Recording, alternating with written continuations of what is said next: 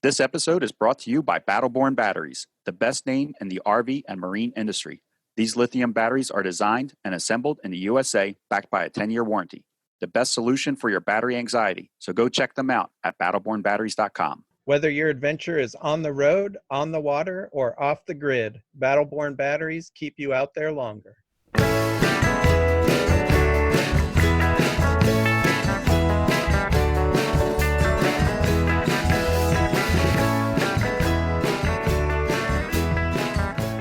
You are listening to Beyond the Wheel, a podcast about the people and ideas that drive the RV community forward.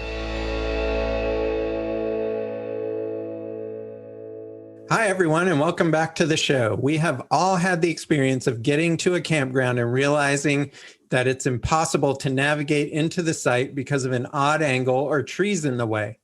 Today, we are talking with Marc from campgroundviews.com about the technology they have developed that shows 360-degree views of the campground, including the sites. Also, they are integrating availability and booking when you find the site that you like. As you will hear, they plan to roll out the first iteration in July with many of the Western U.S. campgrounds that are able to be reserved on recreation.gov. There are some benefits to signing up before they actually go live, including huge discounts. So let's get into the discussion with fellow full-time RVer and entrepreneur, Marc. Hi, Marc. Thanks for joining us today. Could you tell us a little bit about yourself and your role at Campground Views? Hey there. Thanks for having me. First off, my name is Marc Koep. Our company's campgroundviews.com. And for the last 12 years, my wife and I were full-time RVers. Started a family on the road and began that whole journey. And through that journey, it was actually very early on in that experience, we found that the single biggest problem for campers is finding a place to camp. Where am I going to go camping at? And because that was the biggest problem, we have sought to solve that issue. And that was what campgroundviews.com was born out of, was to help people actually find places to camp. Because we view, and I don't know, you may agree or disagree, the biggest problem when you're looking for campgrounds is it's all text-based information. You have to read reviews. First, you have to find the campground. Then you have to read reviews on it. Then you have to find out if that person that wrote the review is a real person. So you have to go read their other reviews, and then you have to discover if they're crazy or not, and if you agree with their review or not, in order to pick the campground. I was like, what? Everybody's got a cell phone with a camera on it. Let's just get some videos and pictures and go past all that. So we now have 40,000 photographs, 3,000 videos, and we are now launching full-on campground virtual tours that allow you to virtually tour a campground, see the sites, and actually click on the sites to book it. You have a lot of photos and videos and everything already. How old is Campground Views? When did this start? So the crazy idea started about 2 years into our journey, was where anybody who's done anything entrepreneurial, started a business, it always starts with a really stupid idea like, hey, let's do that. That's usually the worst idea you'll ever have, is, hey, let's do this. And so we had this crazy idea like, hey, Good Sam's not doing it, so let's go ahead and do it. And we'll take all their business. It'll be really easy. And it's never easy, and it's never that fast. But the idea started then, and we actually started out with a big problem.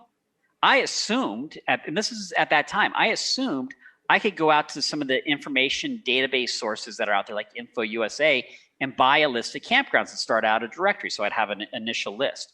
So we did that. We went out and bought a list, and it wasn't very good. So I bought another list. And that wasn't even better. I ended up buying 3 lists from like the sources of information, and they were awful. They were missing campgrounds and RV parks. They didn't have hardly anything. Usually they have, and you'll see this, a directory will start up and they'll say, hey, we have 20,000 campgrounds. The second they say that, you know that they bought a list, because what happens is those list companies will group mobile home parks with RV parks. They'll say, oh, it's the same thing. And anybody who's RV knows, no, they're not the same thing. There's a lot of mobile home parks that you can't stay in an RV anyways. So we had to spend 2 years. I did it on extra time. So as I was running my other business, I would take some time at the end of the day or work all night, hand building the database. So our database was built by hand, all 16,000 campgrounds and RV parks. And that took several years. So then the business really launched we're at about 5 years ago is when we really launched Campground Views to the public. And then it's basically crowdsourced with the video footage and photographs and all that? That's the concept. The photos, definitely. The videos, a lot of those videos are what we've filmed when we've been out. So we have 3,000 videos. I personally visited over 5,000 campgrounds and RV parks across the country. And so, if you're going to start anything, you end up having to do a lot of the legwork yourself. Now we are getting videos of campgrounds and RV parks from campers. We've got enough to where there's a critical mass there where people can use it. And so, yeah, it's crowdsourced, but a lot of it was started by us. I bet being a full-timer really helped as far as being able to go to 5,000 different campgrounds. That is nuts. Yeah, I mean, it got to the point where we were literally planning our trips for, hey, where's the most campgrounds at that we can be near within like 10 or 15 miles? And we started jumping around. And as we were in an area for a few weeks, I would take a day or whatever and get in the truck and go visit all the different campgrounds and RV parks that were there and check them all out. And so, you just keep doing that day in, day out. You eventually get this giant list of campgrounds and RV parks you've been to. Plus, it was fun. Campgrounds and RV parks are always unique and pretty. If they're an RV park, usually unique. If it's a campground, usually pretty. And so you get to experience that. And then they're also usually in unique areas. So either a place you want to be, like a touristy area, or a more rural area. And so driving to those areas, you get a real feel for the country. And kind of a funny story on that. This goes back 2 years ago. I was on a flight across the country and I fell asleep right after it took off. And it was a nighttime flight. So I woke up about an hour and a half later because they have those stupid ding, ding, dings all the time. It woke me up. And I looked out the window and it was pitch black. But I looked down and I could see the roads and I could see the streets. And I guessed in my head exactly where I thought we were. And so then it was an American Airlines flight. So I pulled up the little dash screen that's in front of you and went to the GPS and I guessed right. We were over Roswell, New Mexico, and I was looking right down at Roswell. And not only could I see it, but I knew where all the campgrounds were around it. I knew where all the roads were, and I had an intimate relationship with that area. Like I knew it as if it was my own home. And anybody who's RV'd for long enough knows that feeling. Like you get a real sense of this country and what it's about, or wherever you're RVing, if it's in this country or Canada or Mexico, whatever. The RV allows you, and visiting campgrounds allows you to get a real feel for the space. Yeah, that's what we really liked about it was the ability to really get to know an area. You're not just there for a couple of days. You're there in your RV for sometimes a significant amount of time, and you really get to learn about the parts of the country that you're in. It makes you appreciate it. When we first started traveling, the big question, anybody's RV, the big question you always get from people who've never RV'd is, what's your favorite place? Where would you live if you could? And originally we had that place. It was Springdale, Utah, outside of Zion National Park. Love that spot, right? So we're like, Springdale. And that was in the first 2 years we had that answer. Once we got beyond 2 years, in fact, even now, we don't really have a good answer, because the reality is there are spots all around this country that are amazing certain times of the year. Like I don't necessarily want to be in Maine in the winter, but during the summertime, Acadia National Park is absolutely unbelievable. Same thing with the Florida Keys. Don't necessarily want to be there in the summer. In the winter, it's awesome. So being able to live in all those different areas was really amazing, and having the ability. And it's something that's unique to our times. And a lot of folks are experiencing that now in this work from home environment, is with the ability to connect virtually anywhere. It's suddenly changing the whole paradigm of what is normal to live, right? I actually think it's a little weird to live in a house. We're in the process of buying a house right now, and it's completely foreign to me because I didn't watch the HGTV shows or any of that stuff. I've been living in an RV for 12 years. Now I'm looking at buying a house, and it's weird. Like the entire concept of buying a house is completely foreign. If you want to go buy an RV, you know what you do? You go down to the dealership and you get to walk in 50 different RVs, pick them out, all that stuff. If you want to buy a house, you get to look at 2 or 3 of them. And then you're having to pay, $300,000 for the one that you seem to like the best. And then you're winging it, hoping your neighbors are cool because you're stuck next to them, for 5-10 years. So it's a totally different experience that if you look at it from that perspective, it's like, wait, why are you buying a house? It doesn't make any sense at all. Yeah, that's true. And you're right about, having them all at one location where you can literally walk into one and then walk into another and kind of compare them side by side. They're all in one location a lot of times, especially at the shows and things like that. It's a definite advantage over house shopping, where you said, you might see 1 or 2 a day. I also want to echo something that you said earlier, that you kind of said quickly, and we moved on, and I forgot to kind of mention that how much I agree with you about reviews. When my wife and I read reviews, you really have to take them with a grain of salt of who is writing that review and their state of mind at that time. We have seen some campgrounds with horrible reviews, but it was really, where we were going. It just had to be the place that we had to stop, and we, just kept our fingers crossed, and we stayed there, and we thought the entire campground was wonderful, the staff was wonderful, and the overall experience was wonderful. And we're like, wow, why does this place have so many poor reviews? What were these people expecting compared to what did they receive? And like you said, it's all in a text form, so you don't really know what were they seeing differently than what we're seeing. Exactly. And how old are they? What type of features did they want? Everybody has a different experience, and it's what's unique about camping, and it's the big mistake a lot of big companies make. So a lot of big companies enter our space in trying to provide reservation software to the campgrounds and RV parks, and they try to bring the hotel booking experience to campgrounds and RV parks. The problem is unlike hotels where everybody fits in the same room, fits in the same bed, and can use all those same facilities, whereas your decisions for hotels are price, location, amenities, right? In a RV or a tent camping, you actually, like, for example, your door is probably located in a different spot than my door is. Your slide is located in a different spot. The truck you're towing it with is different. So your sizes are all different. Your spacing needs are different, which is very hard to program in ones and zeros, right? It's hard to create that. It lends itself to the visual experience. So it's naturally the visual experience. And what's always baffled me is why Google Street View has not driven through the campgrounds. It's just, why haven't they? It would make it so much easier. And so that's why we've gone that route, is we become the Google Street View of campgrounds. Let's go drive through the campgrounds. Now we've looked at a couple of your demos that you've put out, and I think there's a couple on your website, but kind of talk us through what that 360 view does for a person that's looking at it. Yeah, so everybody's familiar with Google Street View, and you can drop into the map and kind of look around. Now, when you do that in Google Street View, you'll remember that there's little arrows, and if you click on them, it moves you forward or backward or left or right.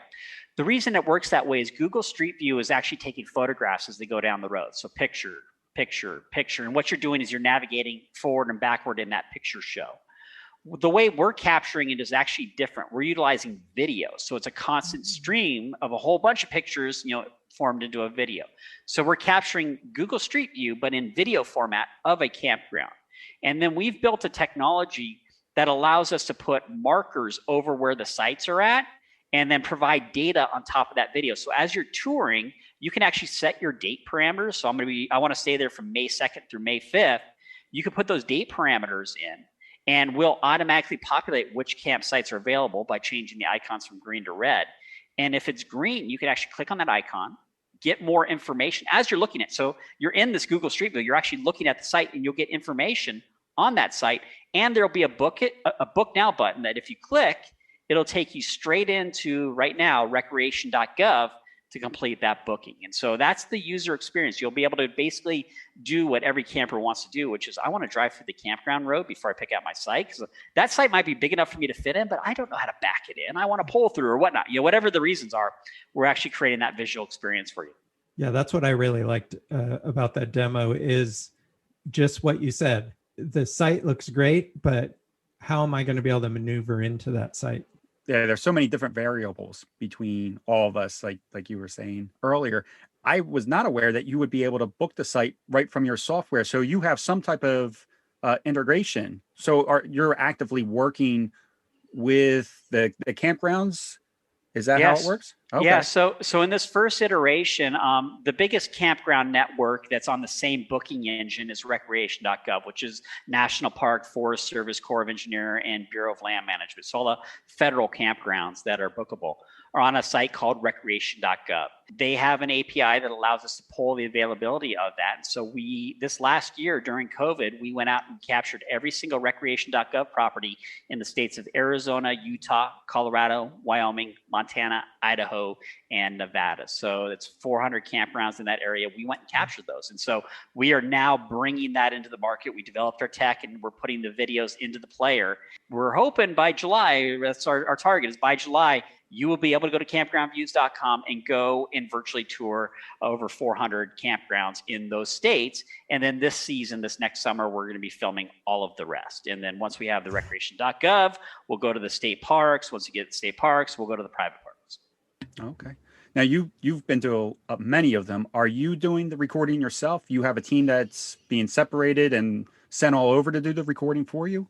Both, yeah. So initially, if you remember, when COVID hit in March, the world came to an end, right? And so we were full-time at that time, and so we were holed up until June, and then we hit the road, and so I started doing some filming just as we were traveling, because, why not? Nothing else you can do. And then as things started to open up, we got some teams going around July, August, got some teams going. And this year, we're going to have a whole bunch of teams going out now that things have loosened up a little bit. It became a little bit of an ethical thing, too, because we didn't know how bad COVID was. And is it really ethical of you as a business to hire somebody and pay them to potentially put themselves at risk? So we didn't feel comfortable doing that until once we got into July and knew a little bit more about the virus and the risk and all that type of stuff, where we felt like we were okay to send somebody out there that was on our payroll. And so there's a little bit of that. And then if you remember last year, the forest fires, I mean, we wanted to get California, Oregon, Washington, couldn't even touch those states because of COVID and because of forest fires. So it's pretty amazing when you think about what we were able to capture during that time period. In fact, there's a funny story. Our videographer team that's out there, they were in southern Idaho at the time, and we were helping them route, because it's pretty complex going to that many campgrounds and how you get there and where you're going to stay at and fuel up and all that stuff. So we're helping them route. I looked up this campground, and it didn't have any information on it, but luckily I got a Google, I subscribe to Google News, and I get updates on campgrounds and RV parks. And one of the campgrounds that was on our list had a fire at it. The whole forest was closed. So I'm like, wait a second. I went in and looked, and it was the next one they're supposed to film. And I looked, and there was this massive brush fire going on. So I'm literally texting them. They're in the middle of nowhere. Hey, go a different route. They ended up not getting my text messages, but luckily they were smart enough to see the giant plume of smoke and not go up there. And apparently as they're driving, the flames are burning right alongside the road as they were skipping out of there to go to the next campground. So a real adventure capturing all this stuff. I have maybe a strange question. So when you're going to the campgrounds and you're filming, do you need permission? Do you ask for permission? Do you work with the campground? Do they know that's why you're there? Do they give you a hard time? Or I would imagine that they're pretty accessible and they would want you to be doing this because it only helps them. So the answer is yes to every single one of those statements. It's across the board.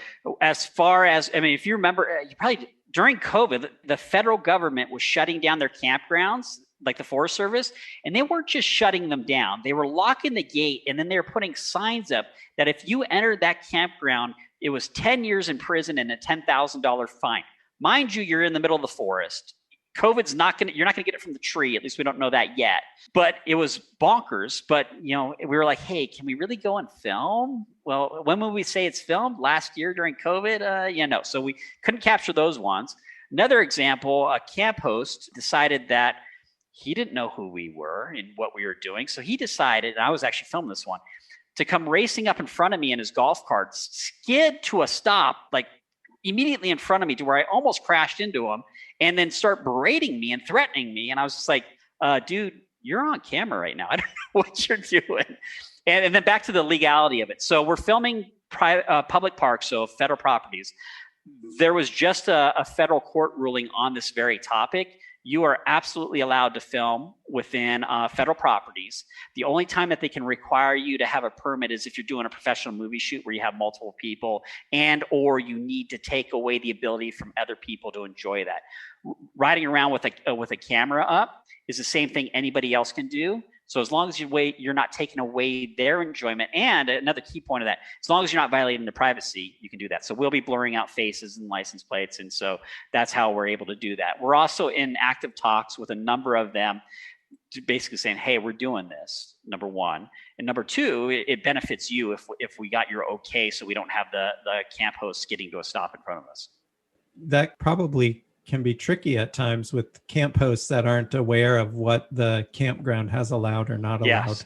It seems like a very expensive endeavor that you're undertaking here with, I mean, just the server space to store all that video, I bet is crazy. If you can, or if you want to, how do you earn revenue? Yeah, so actually, I'll give you a little bit of a more of a journey in this. So imagine my wife and I have been full-time RVers, right? We're living on the road. We built this nice lifestyle business that we're filming as we're going along. And then we have this crazy idea to go to this next level in technology. It's not just us doing it. A year ago, we connected with an amazing team. So we got 3 other people working with us, so a team of 4. My wife has since stepped aside to raise the children. And we have pulled together this amazing team that has we've bootstrapped it to make all this stuff happen. So our tech lead, Steven, he's built the technology and made this all kind of happen on the tech side. Whereas Trish and Javier have helped us really build the business up from an operations and sales standpoint. But the reason I mention all that, because that goes to this answer. So back when the business was just me and my wife going out and traveling, the way we funded ourselves is by providing digital marketing services to campgrounds and RV parks. So I handle their websites, I handle their Google ads. Our big thing was video production. So we do professional video productions of private RV parks for their marketing purposes. And through that, we were basically funding ourselves. So we were able to pay our bills and live this life on the road, and at the same time grow our business. Fast forward, now that we have a team, we actually pulled the team together in February of 2020. Just in time for COVID to hit. And so March 12th, and I encourage everybody to go look, March 12th, go and see what happened to the Dow Jones on March 12th. And then imagine that you're me and you got the team behind you and you have just driven all the way to Santa Monica and you're pitching in front of the largest angel investment group that evening in Santa Monica. It was, needless to say, we didn't get squat because the whole entire market had crashed. But as our team, we came together. At the same time, we run a different business that helps park owners grow their business. We ended up creating an event, a virtual event called the Back to Camping Summit. And through that, we helped the park owners get the information they needed to have a record year like they did last year. What little capital we did get off that helped get us through the summertime. And then here we are going into the actual camping season of 2021. And now people can go to campgroundviews.com. Your listeners can go to campgroundviews.com and sign up now to access these 360 tours when they come live. And so we're offering a discount package. And I can tell you that the last 3 weeks have been amazing, the amount of support we've gotten. You know, you hear about the field of dreams, you build it, they will come. People have come, they've resonated with it. So we're on our way. It's kind of cool. Is the sign, like the membership part of the site, is that, I saw something recently about a crowdfunding campaign. Is that separate or part of it, or? Yeah, no, it's a good question. So we were thinking about how the heck do we fund this thing, right? And the whole idea is, how do we fund? We have the videos, we have the technology, but we need to combine them, and it takes quite a bit of money to do that. Can we sell it in advance? So that's where the idea of a crowdfund came in. Well, crowdfunding is, your people are supporting you and making it go ahead. So we started out with a crowdfunding campaign on the site Indiegogo, and we did a bunch of research. It seemed like a good platform. It seemed like it had an audience, so we started it. And on day one, and mind you, we're only advertising go to Indiegogo, go to Indiegogo.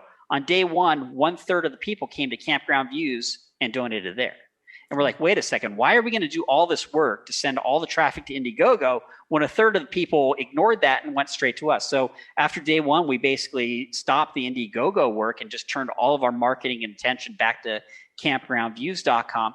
And then that's when things really started to snowball. People were coming in, they were signing up for the memberships. We no longer needed to raise a whole bunch of money up front if we've got people coming in on a consistent basis. And so it was a mental shift from an operations standpoint. You can imagine we budgeted and all this other stuff. And so to do that change. And so we call it kind of an ongoing crowdfunding. Basically, it's a win-win. So we're getting the money we need to actually make this happen. And the campers that are signing up early are getting massive discounts on it, including, a year, 3-year, or lifetime access for essentially half off of what we'll be charging for it in a few short months. That's good to hear that you're going to have different levels. So you could do a lifetime or that's great. I don't know why I like that, but I always like choices. Almost like, I can try it for a little bit. I would suppose this is, other people have the same thought process. Well, I'll try it for a year. And then if I really like it, I can sign up for the full time or the lifetime rather. When we go live, we'll actually have as low as a week. So, if you think about it, we're starting out with recreation.gov. A lot of the people that camp at recreation.gov, they're only going to go camping once, right? It's a tent camping trip with the family in the summer. So they're not going to need a lifetime or a year. But if we give them a week and they can use the videos and plan their trip and do all that, hey, it's a win for them. So we'll have a week, a month, a year, and a whole bunch of options in there. We're also courting some bigger advertisers to potentially subsidize those weekly or monthlies, to where it's essentially free because we're getting sponsorship dollars to cover it. So we're really trying to think outside the box. Our goal is to get this in as many hands as possible because we believe that it will make camping more accessible, easier, and a little bit more enjoyable. So there's a win for doing that. But on the flip side, we need to be able to pay the server cost, as you know, and actually make this thing happen.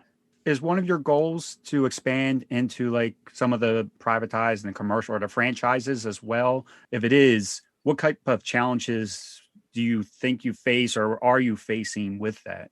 Very good question. Yeah, we do see the private side coming on. It's a different beast altogether. So when you think about the public parks, let's talk about like the mindset of the folks that are running those parks. If you're talking about a public park, we'll just take a county campground, for example. The person managing that campground, they don't own it. They're on a county paycheck. So their job is really, hey, check people in and not piss anybody off so I can keep getting my payment and my pension. Mm-hmm. Flip it over to somebody who owns their private RV park. All of the income that goes into the cash register goes into their pocket, pays for their bills, and keeps them fed. They care a lot about their park. And it's funny, we've been talking to some private parks, and they literally, this isn't all of them, this is some of them. They don't want us to film because they don't want campers to see their park before they get there. Imagine that for a second. They don't want us to film because they don't want you.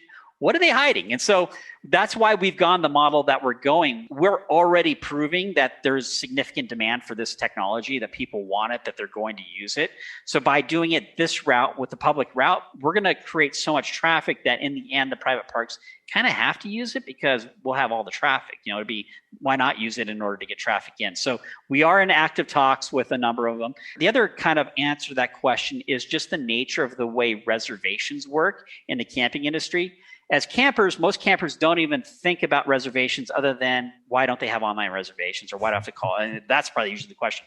But assuming that they have online reservations, there is an entire little inside camping thing. There is an entire industry of reservation software companies that focus on the camping industry.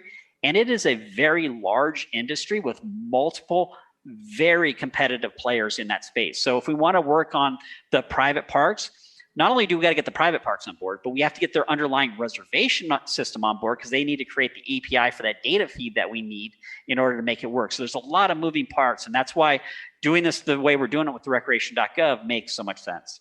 Campground reservation systems, some of them gain revenue by taking, like for every reservation, they get a percent or, so many points or whatever. It's usually a fee. Yeah. Is that also an option for campground views to kind of get in on that as well? I don't want to say get in on it. What I would say is it's a potential way to fund it. So basically there's two business models here. And right now we're going down the membership route because that puts us directly in line with the camper, right? If the camper's paying for it, our entire focus is serving them, so we want to make sure that our experience is as good as possible for those camping members.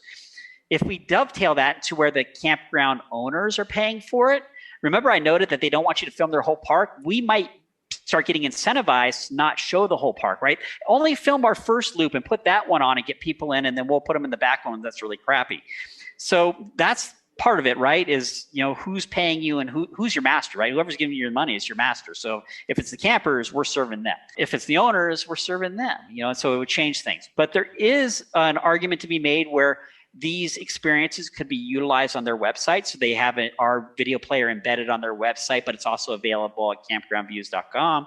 And they pay a small licensing fee for that. So that's something that we're definitely open to. And again, we're campers. We're full-time RV for 12 years. I want to serve the camping audience. And I want to do it because I believe, and our team believes, that the last best way for us all to survive this crazy world is to get outside, to go camping, to explore with nature, with our family, friends, and just get outdoors. And anything we can do to help that's what we're trying to do.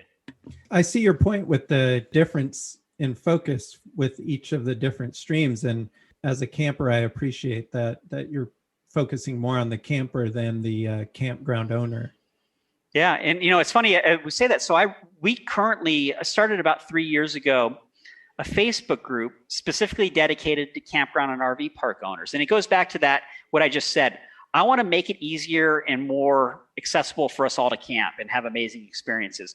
And anybody who's camped in any private parks knows that there is a wide variety of experiences and knowledge on how to operate a business between campground owners. And it could be anywhere from awesome to really bad. And those really bad ones can ruin the experience for a lot of, think of a new camper who just rented an RV and they go stay at a crappy campground, right?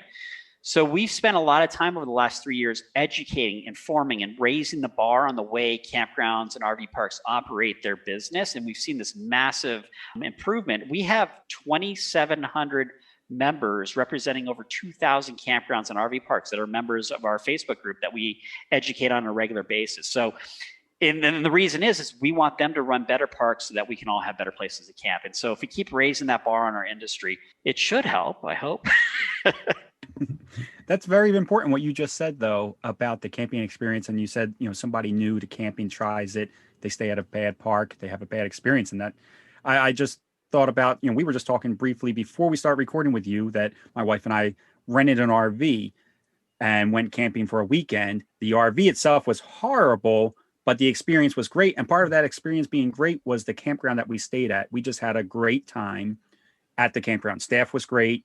We were able to rent ATVs, and the whole experience on their park property was good. But if that RV was bad, plus the campground being bad, that might have been it for us. And we may never have tried it ever again. That could have been our one and done RV experience. And that's very important what you just said for the new RVers. Yeah. And you remember the question you said, hey, how'd you build up your video? So we consciously looked at the market when we first built Campground Views, and we're doing the same thing now with this 360. We looked at how do people camp, especially with the new campers. What do new campers do? This is the normal journey for every new camper. They go and test it out locally, and then they go on the road trip. They're going to go to Yellowstone. They're going to go to Yosemite. They're going to go to the major national parks or major destinations. And so we've consciously focused on those areas to get good data on them. And there's a reason why. You already are seeing the news stories now that everything's full in Yosemite. Everything's full in Yellowstone. Everything's booked. It bugs me when I see that because it's a flat out lie. Not that those campgrounds inside Yellowstone are full. It's the lie that you can't find a campground there. Because within a 100-mile radius of Yellowstone, there's something like 150 campgrounds and RV parks within that radius. If you figure that the average campground has 60 sites, that's what? I'm doing the math in my head. I'll do it easy. 60,000 or 6,000 campsites available within that radius. You can find a place to camp. The trick is, it's the answer to that next question is, well, how do I find that place to camp? The answer right now is it's pretty hard. You have to spend a lot of time searching around and stuff. And so we're trying to solve that problem for everybody, which is making it really easy for them to discover these little hidden gems that they may not have ventured to because the information was lacking. And now they can because they can actually see it on a virtual tour. How hard is it to start and run a business like this as a full-time RVer? It's easy. I recommend everybody do it. No, so it gives background. So a lot of folks will ask, well, how, what are you independently wealthy? How'd you sell everything in 2009 and do that? So at the time I was running a digital marketing agency. The Google Local, the Google Maps that come up in Google search results, they had just launched that. And we had a system where we could get any business into the top 3 there. And so I had a guy that was reselling it and I was doing the work, and it enabled us to go full time. So we were traveling. So I was running a business virtually already, which actually may be a good answer to your question is how can somebody, and it doesn't necessarily have to be a business in this business, but it's a business that's virtual. So here's some tips that I can share with you that may help if you're working virtually. Number 1, you are not working virtually. Wait, what, Mark? How does that work? It's a mind shift. You are not working virtually. You are working from an office. Your office just happens to be in an RV on the road somewhere. So you need to make sure that you take responsibility for your office space, which means your equipment needs to be top notch, good computers, good printers, all that type of stuff. You need to make sure you have a good network in your RV, and you need to make sure that you have good connectivity from that network up to somewhere else. So either using a Verizon card or a satellite signal or multiple cellular cards. So you are responsible for your data connectivity if you're working virtually. So that's first, is that you're not virtual, it's just an office. Number two, because it's an office, you need to serve your clients as if you were in an office. Talk to them. Don't not answer the phone. Answer the phone. Run a business. Have hours. Get dressed up and actually do the work. So that's the second part of it. And then the third part of it is to build in time for yourself in your journey, because the cool thing about it is your office is in some place that's really awesome, and you could take an hour and a half lunch, you go for an awesome hike, grab a bite to eat, and be back at work. So what ends up happening through this lifestyle, and you notice how I answer that very broadly because I didn't want to get nuanced, because the reality is I don't know what type of business your viewers are going to start, what they're going to do, but know that you can do it. Most businesses that are virtual, you can do it from the road very effectively. You just got to be very purposeful in how you do that. Great answer. I wanted to go back and ask you, this would just be an opinion, I guess, but when you're talking to some of the private ones and they're like, oh, well, we don't want you to record because we don't want people to see it. I wonder, do you think it's a little bit of a mentality as it's almost out of their hands or out of their control? Maybe it's Yes. Maybe if they did it themselves, they'd feel comfortable doing it, but they're afraid of somebody else doing it. I don't know. Do you think that plays in a part at all?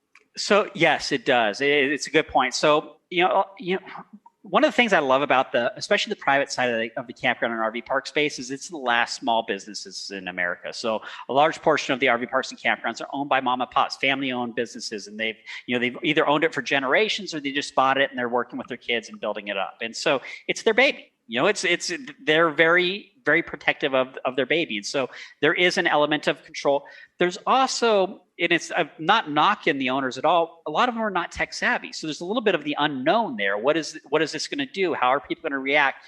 And their biggest fear is, number one, they're going to lose business for whatever reason. And number two, that they're going to lose business in a way that they can't get it back. Like they can't fix it. And what I'll share with that is the reason we got to this 360 journey is not because we purposely went to compete with Google Street View. This goes back several years ago. They started releasing 360 cameras, and I was like, wow, that's awesome. And we started utilizing them just to produce marketing videos for private parks. And so we started doing a few of them, and then we did this park that had been open since the 60s in Ohio. Big park, 160 sites, built around a lake, really beautiful location. A Natural Springs resort. So Natural Springs in New Paris, Ohio, that was the location. We went and we produced some videos, and they're still on their site now, some videos and some 360 tours. And they measured, because they had an online reservation system. I won't share the number with you, but I'll just put it this way. They made multiples upon multiples above and beyond what they paid us to do it. So it proved it. And then multiple parks since then, we have proven over and over again, when you implement video and allow people to see your park, whatever your park looks like, your bookings go up. And we all, we're campers. We're all full-time RVers, right? We get it, because we've had to be on the flip side trying to find campgrounds. And you know that, hey, if I'm looking at a website where I can actually see the campsites, even if it's not perfect, it's a heck of a lot better than the other ones that I can't see. At least this one I know what I'm getting into. And so that inherently drives more people into those campgrounds because it solves that problem. And we've worked with multiple parks now. Like a good example is the Views RV Park outside of Dolores, Colorado. We just implemented a 360 video and some marketing videos. And I was just speaking to Matt and Wendy 2 days ago on it. And they were like, yeah, it's crazy, Mark. We're sold out through July. It's just nuts. So, the visual, I guess that's kind of a roundabout way to answer it, is that they will inevitably decide it when the money shows them, because everybody else is just killing it. Right. Yeah, it seems like a no brainer for if you have, some campgrounds just don't have a website, but if you have a website, the more video that you put up, I would think the better off you're going to be as far as getting customers. Yeah, well, we've spoken to a larger gathering of campgrounds that are in a group. They pushed back on us and said, well, we only want you to film on certain weekends during the year, basically 4th of July, Memorial Day, and Labor Day. And I was like, why? Well, because that's when people are playing and having fun. And I was like, well, I agree with you. But the reality is, if I'm booking a campsite, I really don't care to see that stuff. I'm just looking to see the roads and the sites and stuff like that. So we should film anytime. Like, well, no, there's not going to be leaves on the trees, or and that's a viable argument. Okay, let's film it sometime. It just goes to the ownership, the concern, and that's again why we've gone the route we've gone, because we're already starting to prove it with people signing up now. It'll prove it even more once we get the reservations live, and there's a lot of people starting to book through the tool. Then we have the data to support, hey, this is something that, it's now a business decision more than a gut decision. And what's your timeline for going live? So we plan on being live with the first 400 parks by July of this year. So July 2021, which is like 10 weeks away. I don't know. Again, I'm doing math in my head here while on camera. I shouldn't do that. A couple weeks away from us, whenever this airs. So July, it'll be live. And then this season, we're going to be capturing all the rest. So we plan on by the fall or winter having every single recreation family campground. So not the groups, not the horse camps, just the family style campgrounds available on the experience. And then that leads into state parks and then private parks as rapidly as we can go. It's fun to share this story now, because up until about 3 weeks ago, this was all just an idea. It was all a concept. And about 3 weeks ago, people started coming in and signing up, and it validated. Up until that point, I was like, well, I would pay for it, and I'm cheap. Honestly, I'm like, dude, I ain't going to pay for squat, right? But I'm like, I would pay for that, but I'm a little biased, right? It was the question of would other full-time RVers and campers actually pay for this? And the answer has been a resounding yes. And so we're like, sweet, we're on the right path. Let's continue to deliver. Can you walk us through a little bit? So a customer signs up. Is it going to be searched by zip code? How do they find the campgrounds, and how do they move about the website a little bit? Yeah, okay. So campgroundviews.com right now is a working search engine. You can go to campgroundviews.com and you'll see a search bar. I recommend searching by city or landmark. So Yellowstone or Los Angeles or whatever you're going, right? So search by city, click search, and you'll see the search results page come up. On your left-hand side will be a map. On your right will be a bunch of listings, and you can scroll through. There's filters there, so you can filter by, I need full hookups, or I need a pool, or whatever your filters are, and that'll whittle down that list a little bit. So that's how you search. Also at the top, there's a link that says Big Map. If you click on that Big Map button, it will bring up a big map, a big Google map that has all of our listings on it. And then you can zoom in and out just like you would on a Google map to see the different campgrounds. Click on it.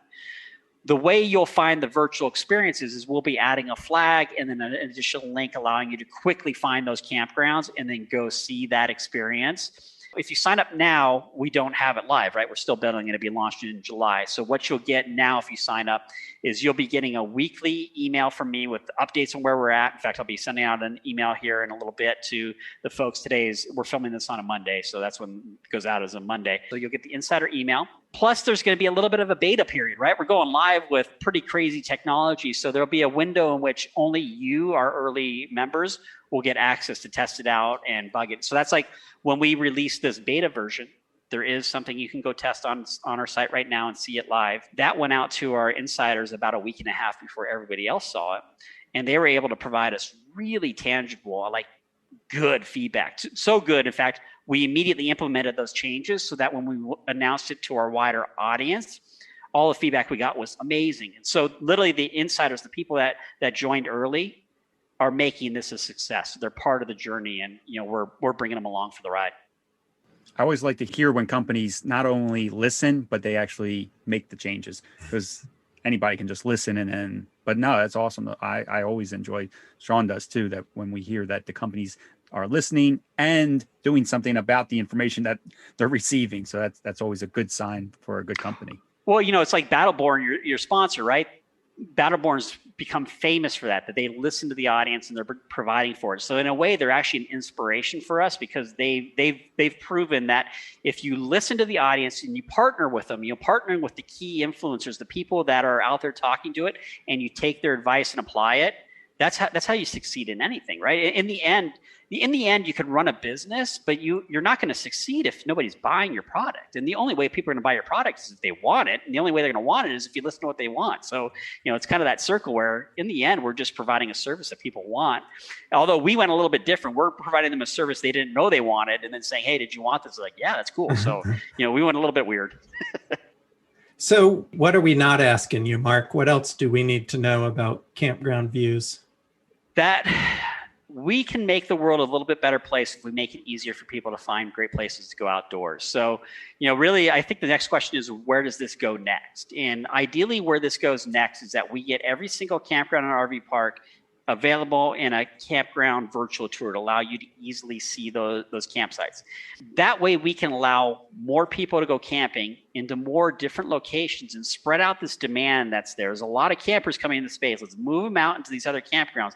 There's plenty of places for people to camp. They just don't know about it. And let's get them out in these different spots. That'll make our industry better. It'll make yours and my camping experience a little bit better. And hopefully, if everybody has a little bit of a better time outdoors, we make the world a little bit better. And so where can people check it out? I want to make sure we have your website right, because I think there is a demo on there, right, of this 360 that they can look at now. There is. Go to Campground Views. That's V as in Victor, IEWS.com, campgroundviews.com. You'll know it if you see the little shield logo that we have. A pop-up will come up that'll say, check it out. And if you click on that link, within the text there's a link to actually see the experience. Or you'll get a pop-up to ask you to sign up for a free account. Sign up for a free account. What that does is it gets you on our email list, and we won't spam you. We'll just send you updates as we're going along.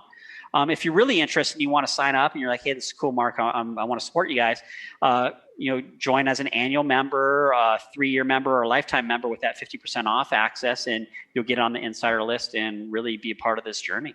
Great. I think the whole business concept, I think the program and the service, I think it's all wonderful. I'm really excited to see it take off and launch, and I'm going to sign up for your newsletter and be a part of it and keep in touch and see what goes on. I appreciate that. And we'd love to come back and share as we get this thing launched. The biggest risk now is that we put it out there that we're doing it, right? There's no backing down now. We have to do this thing. We've got a lot of people banking on it now. And it's kind of fun. It's also a lot of pressure, right? We've got to deliver on this. But what was cool, and I'll share this story with you, kind of maybe your last question. So up until a couple of weeks ago, this has always just been a concept, an idea. And then Steven chatted with our team and said, hey, I've got the first beta version on. And our team got to log in and actually play with and utilize the technology.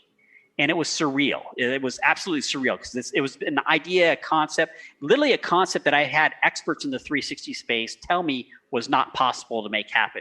And here we were playing with it. And that was a surreal experience. My hope is that we deliver for the campers, we create a good camping experience, and we invite you all to join us.